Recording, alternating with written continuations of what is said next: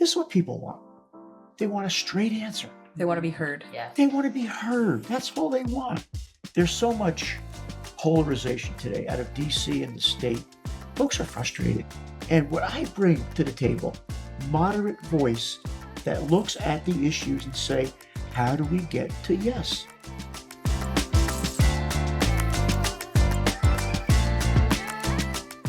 Welcome back to the Around the Districts podcast, where we're bringing conversations to you with people that are shaping our communities, districts, and the future of Arizona. I'm Gabrielle Mazar. I'm Nicole Brown. And on today's episode, we have City Council member Matt Orlando, who is running for the mayor of Chandler. Welcome back to the show. Thank you. It's good to be back, Abby. Nicole, thank you very much. Okay, so how has Chandler changed in the since you started on City Council? That's obviously, when I got on the council in 1990, it's changed a lot. We're almost 300,000 people today. We have a vibrant, dynamic community. We're one of the best well-run cities in the state, if not in the region. We have a quality of life it's great quality of life. It really boils down to those three areas that I want to bring up today. It's about community safety, it's about economic development, and it's about a quality of life. So we have a large contingent of different population. Intel brought in a lot of Asian workforce. In fact, Chandler is one of the most, if not the most diverse communities in the state. Our school system has 64 different languages being spoken in any one day. Think about that. Chandler was a farm town, alfalfa, cows, and now we are a global economy. We're a global city of 300,000 people. And we mesh well with the Phoenix area, obviously. We mesh well with Mesa and Tempe. We bring this dynamics to the players and with our semiconductor industry and with our high-tech industry. But what do we need to do more? We need to do more now because we have to diversify. And one of the things we talked about earlier was bringing in advanced manufacturers, bringing more aerospace, bringing the next generation. In fact, right now at our airport, we're talking about hovercraft. We're talking about drones. We're talking about bringing in that next generation technology, working with our current manufacturing. That's what we need to be looking at. That's the next generation of what's going on. You remember Chandler was the first city that had Waymo map out their maps. They tried it right here. And we're very interested. We had several drone projects that we had in Chandler. So I'm excited to keep that high-tech, next generation advanced technology as we move forward in our community. And with my background in high-tech industry, it fits well because I was there. Talk about that from a privacy standpoint, because a lot of people like myself would be very concerned about, facial recognition and my own security and privacy. Are people going to be able to videotape me wherever? I agree. So talk about that from that So standpoint. we had a company that uses license plates that most of the Valley cities are using today. And I think Tempe is using something different. And the reality is this. I want to protect everyone's privacies. But I'm also catching bad guys and bad gals too with some of this technology. So how do we balance that? And this is all new to us. Mm-hmm. And you say, what do we look in the future? That's what the future. How do I take this next generation technology? How do I look at the folks in the face and say, your data is protected? Now, in reality, there's the argument, well, you got your phone and it's you're not protected on your phone. They know where you're at any one time. But that's not a good answer. A good answer is, look, if I could protect my technology and use that just to make Chandler a better community, safety, economically, whatever the case may be, let's look at that. We have smart people. I came from that industry. I know we could build the fences and the proper protocols and the firewalls to be able to protect that data. This license plate company we're working with right now, they can share the data. And that's scary because I don't want that to happen. We just had a home break-in. These two elderly couple were beaten and robbed. And you know how we found out who did it? Through the license plate technology. Mm-hmm. They were in Nogales, Arizona. We arrested them. We had a burglary just recently, $3.5 million copper burglary. You know how we caught those guys and gals? Through technology. So I'm looking at our police force, I'm looking at our residents, and I'm saying, you want that technology for a lost person. But if I can't protect that technology, then we got a problem. And I got to be very honest I'm meeting with one of the technology folks next week. And I met with the ACLU folks last week. So I meet with both people. And my message is going to be the same to them. I want to embrace your technology. I want to use your technology, but you got to give me the assurance we can protect it. And by the way, I want a third party, whether it's the city of Chandler, whether it's a third party we both trust, to come in and say, yes, that is protected to the best of our abilities. Now, we're always going to have hackers. We're always going to have those type things. But do I want to make this proliferate where we become in trouble? No, because I'm sensitive to that. I got grandkids. Do I want my granddaughter or grandson on some internet activity or to know where they're moving in reality? I think a good leader looks at that picture, not from a stovepipe, it's going to help our police officers, or it's going to do this and do that. And let's be honest, they're making money off this too, those companies. Yep. So your responsibility, your corporate responsibility is not only to your shareholders, which I get that, but it's to your consumer base. And if you can't prove the consumer base is not protected, then I'm not going to be a part of your shareholders. I think that we have to get ahead of it too, and understanding that we have to protect them, protect your constituents, protect people with laws and legislation as well, because there's so much that we don't know. Yes. In terms of that too. I mean, with not just with hackers, but when we're talking about, like children that, unalive themselves because of stuff that like that happens with that. So there's so many things that happen where people don't get arrested and don't get justice for that in terms of those kinds of things that happen with technology. So, we have to get ahead of the game on those types of things as well. So, I mean, I agree with that, but drones, they scare me a little bit because they can hover over like your home, yeah, your yard, and so why would we need a drone other than like a high speed chase or something, along those lines where they want to see people from, or they're chasing a suspect or whatever the case may be. But for the average use, and some people actually own drones. Yeah, right. I don't understand like why that's necessary. So maybe you can help me understand. So being an Air Force guy, being a controller of airplanes, I get that. I get latitude separation. I get all that. So that was one of the things I brought up to Congress 4 years ago. And I talked to our congressman and said, look, this drone technology is taken off. How are you going to protect the airspace? And how are you going to create an airspace where you have FAA right now. Right. You have Air Force controllers right now. Say that too. Right. Right. Exactly. That's 200 feet, 300 feet. How are you going to protect that airspace? And I got crickets for an answer. But the reality is this: you got to pose this problem, and you got to be willing to say, I'll say this one more time. Government can't do it all, but I could do partnerships. And if I get third-party partnerships to help us solve some of these problems, I'll do that. Okay? We have to solve these problems. I can't rely on Washington anymore. I can't rely on the state anymore. I got to rely on the people. I can sit here and scream bloody blue murder. You're not doing your job. But the reality is, there's 3 fingers pointing at me. That's very true. So how do I fix this problem? So I'm willing to work with that. And again, if it's going to be invasive of privacy, and I don't have that level of trust, we don't use it. We move on. Right. So. Well, as you've been vice mayor before, right? Yes, ma'am. And so you step in as vice mayor, you get to step in and be the mayor in the absence of the actual mayor, right? What from that experience will help you if you are elected as mayor of Chandler this go around? Well, actually, it's a pretty easy transition for me because I'm the senior. I'm not the oldest member of council. I want to be very clear. I'm not the oldest. I'm the senior member. I have 24 years. At one time, when I came back on this council, I had more total years of service than 5 of the council members put together. It tells you how senior I am.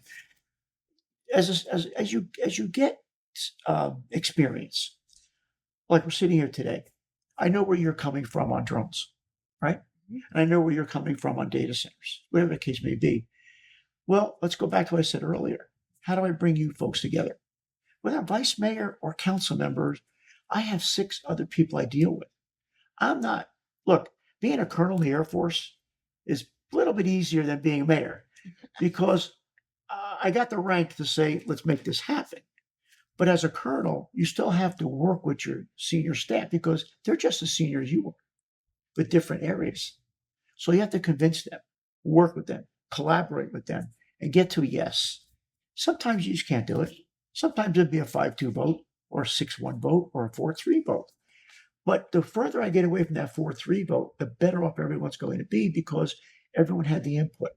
So being vice mayor, being mayor, it's just another, I didn't want to say a title. It's just another step in the career of being a council member. And I've been doing that for the last 8 years as I got back on this council. So you just mentioned, your years of service and a younger generation. How do you think that you, with your experience, can help usher in a new generation? We talk to a lot of younger adults going into politics or who are in politics. How do you think that you and your experience can help usher in that new generation of politicians or council members, to help grow that? And definitely need their voice. yeah, we need their voice and experience. And we have younger. That's a great question, and I get to answer it a lot. And here's how I answer that. Look, I've done a lot of the things. You're going to come to me one day and say, council member, I want to do X, Y, Z. And I won't say, no, don't do X, Y, Z. I'll say, if you do X, these are potential consequences. If you do Y, it's like, come on, we all were teenagers. Our parents tried to tell us what, and then we realized, hey, maybe they weren't so dumb after all, after like 10 years later. You did learn that later. And I'm not calling my colleagues dumb, don't get me wrong. But my point is this. You could try X, but here's the pitfalls. You could try Y. Here's the positives. Now, how do we get your solution set so that you're not failing? Because that's going to frustrate you, right? You want to get the Y, and I have no problem. You get to wherever you want to go because we're going to all benefit by that. But let's not set you back. And that's what I learned along the way. Coy Payne was a great mentor for me. He sat me down many times, says, council member, I think you're on target with this one. I don't think you're on target with that one. Let's try this one. And that's what I do best. I want your input. I want your generation, the next generation, to be successful. And I want you to learn from my experiences, my failures, quite frankly. And politics is a very patient, long-term game. So my second advice to anyone that's running politics is don't run in there and think you can change it right away. Because there's a lot of folks in the system. Unfortunately, you're right. Yeah. There's a lot of folks in the system that are comfortable. Oh, yeah. Right? Mm-hmm. And like for me, the podcast to me, I'm uncomfortable. It's the first time I'm doing a podcast. And I love it. I love it. So remember that. It's patience. And the third thing is, where do you want to go? Okay? There's a lot of stuff coming at you as in the political arena. And you got to say, okay, I want to do 1, 2, and 3. And keep that in focus. So keep what you want to do objectively, be patient, and then learn from the experience of other people so that you're not frustrated. Right. So that's the advice I give the young youth today. And I embrace your ideas. Well, okay, so along those lines, let's talk about across the nation, and we even saw it in the city of Tempe in the last city council election where we had 2 incumbents who were voted out. And the thought from a lot of voters is we need change. Like we want to go in a new direction.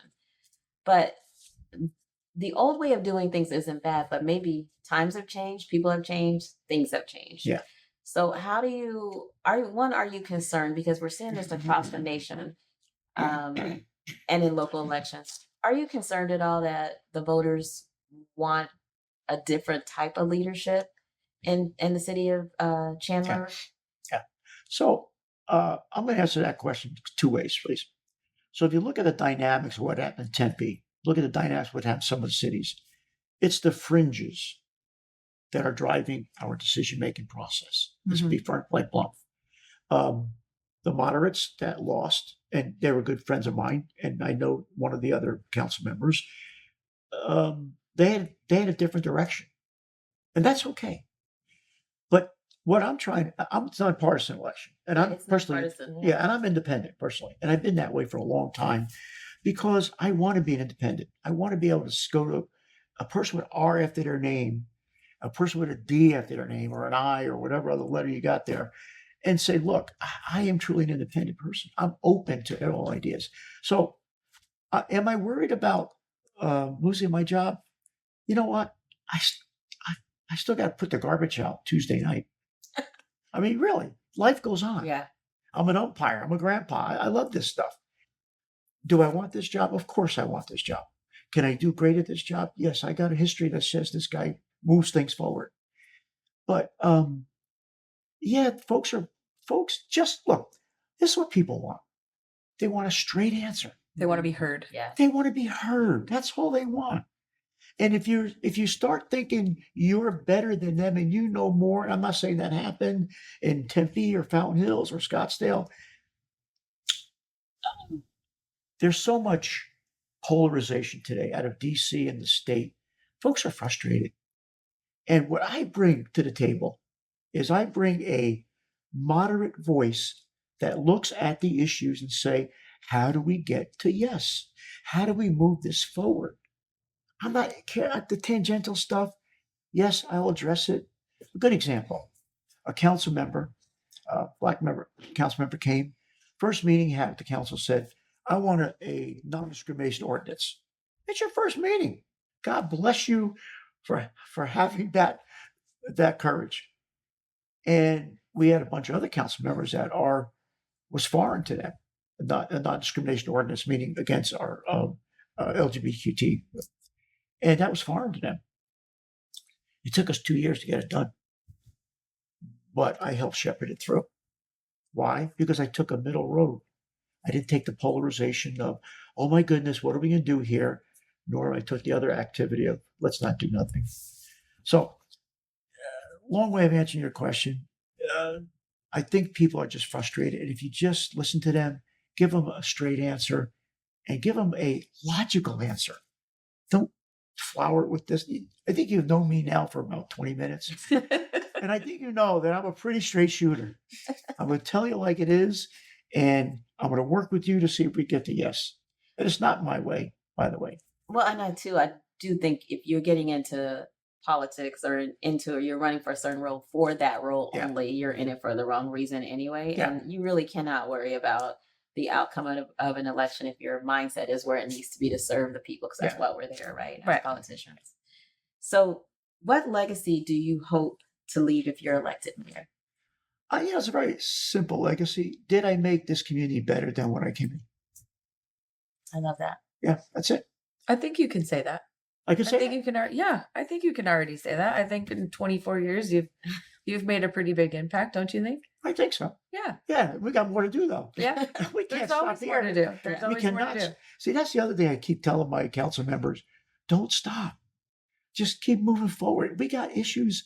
We just had an issue crop up with one of our companies wants to move out of Chandler. So how do we get that company engaged again? Or what do I need to do in this particular? We got a neighborhood issue there's this guy that just won't clean up his old clunkers. And now we're probably going to have to go to court. But I got 6 neighbors that are looking at that every day. Let's fix the problem. Let's get in there. And we found out that he has some issues, and we're going to deal with those issues. We got family members involved, and that's really the boils down. What's the root cause of this I problem? was just gonna say that. Every problem there, you have to figure out the why behind the problem, Yeah. not just a on the table solution. Let's get it done. Yeah. Without digging in and figuring out the why, it's hard to solve. Exactly. Yeah. Exactly. So what's one major thing that you'd like to leave voters with today that you can remind them Yeah. why they should vote for you and why you want to be mayor of Chandler? So Chandler is, I can honestly say, a little bit humbly, I was a part of what Chandler's today. And what I really want, Chandler, is you trusted me for 6 elections. Can you trust me again to continue moving us forward? and the leader of the council. You want leader? Thank you for adding that. Yeah, the leader of this council. You would be leading. You would be the leader, right? As the mayor. Yeah, That's how it's set up. The mayor's a title. Yeah. It's the person behind the title, really. I mean, I have all kinds of titles. I was Colonel Orlando. I was Papa Orlando. I'm Husband Orlando. Hey, look, at the end of the day, it's the title. It's the person behind it that you have to be concerned about. So, And remind the viewers today how they can get a hold of you or find more information about you. you go to my website, mattorlandoformayor.com. You could call me on my phone number, 602-370-7536. Don't do it at 2:00 in the morning like one lady did. Oh my goodness, what a funny story that one is. But anyway, don't try not to do it at 2:00 in the morning, okay?